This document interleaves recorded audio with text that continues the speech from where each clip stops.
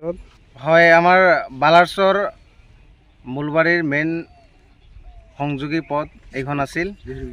আজিৰ পৰা প্ৰায় 30 বছৰ আগত এখন RCC ব্ৰিজ এখন গভৰ্ণমেণ্টে বনাইছিল যদিও সেই ব্ৰিজখন বাৰিষাৰ ফলত ব্ৰিজখন উভালি পৰে। উভালি পিছৰ পৰাই আজি আমি ইমান দিনৰ পৰা 8-10টা গাঁৱৰ মানুহ আমি যাতায়াতত ভুগিব লগা হৈছে। ইয়াৰ আগতে বহুত স্থানীয় বিধায়ক আহিছে গৈছে, কিন্তু আমাৰ যি সমস্যা আজিলৈকে সমাধান হোৱা নাই।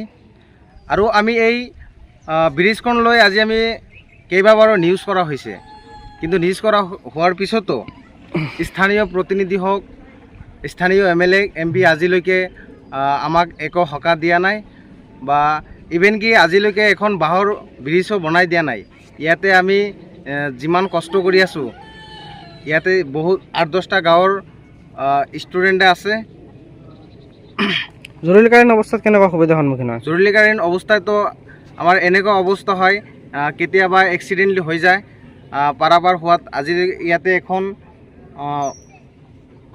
গাড়ী আহিব নোৱাৰে, বাইক লৈ যাতায়াত কৰিব নোৱাৰি, এনেকুৱা অৱস্থা হৈ আছে। আমি বহুত কষ্টতে আছোঁ। তো আমি আমাৰ অসম চৰকাৰৰ মুখ্যমন্ত্ৰীক কি জনাব এই ক্ষেত্ৰত?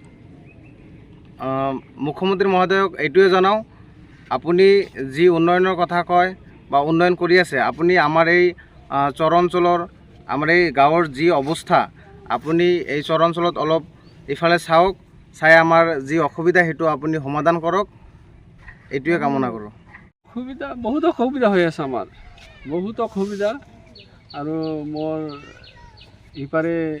সিফালে 10-12টা গাঁও আছে, সিফালে আছে 10-12টা গাঁও, আৰু এইটো আমাৰ একদম মূলবাৰী বালাসৰ সংযোগী ৰাস্তা। এই সংযোগী ৰাস্তাত আমাৰ ল'ৰা ছোৱালী সিফালে স্কুলে যায়, কিন্তু যাওঁতে বিৰাট অসুবিধা হৈছে। বাৰিষা কালৰ কাৰণে মানে কিবা মানে ল'ৰা ছোৱালী মানে স্কুলত মানে যাবই নোৱাৰা হৈছে এইটো। আৰু আমাৰ আৰু এটা কথা, এই জৰুৰীকালীন 108 সেৱা কাৰণে আমি ইমান বঞ্চিত হৈছোঁ, যাতে মানে মুখ্যমন্ত্ৰী ডাঙৰীয়াক মই আহ্বান জনাইছোঁ, এই জৰুৰীকালীন ব্যৱস্থাটো আমাৰ এই ৰাস্তাটো একমাত্ৰ মূল সুঁতি ৰাস্তা, এইটো যাতে অনতিপলমে মানে ভাল কৰি দিয়ে বা RCC ব্ৰিজ কৰি দিয়ে, এইটোৱে মুখ্যমন্ত্ৰীক আহ্বান জনাইছোঁ। আৰু আমাৰ স্থানীয় বিধায়কো মই আহ্বান জনাইছোঁ, যাতে এইটো ৰাস্তা আমাৰ অতি সোনকালে অলপ